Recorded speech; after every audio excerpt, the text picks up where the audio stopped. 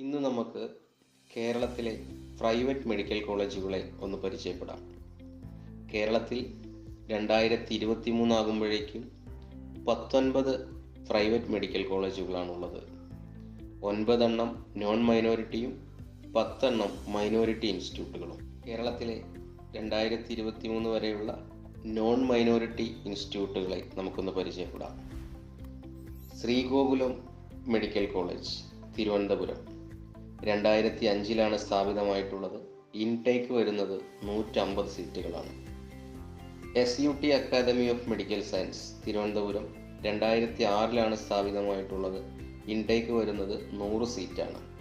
Mount Zion medical college, Adoor, 2014 സ്ഥാപിതമായിട്ടുള്ളത്. Intake വരുന്നത് 150 Al Azhar medical college, Thodupuzha, 2014 സ്ഥാപിതമായിട്ടുള്ളത്. ഇൻടേക്ക്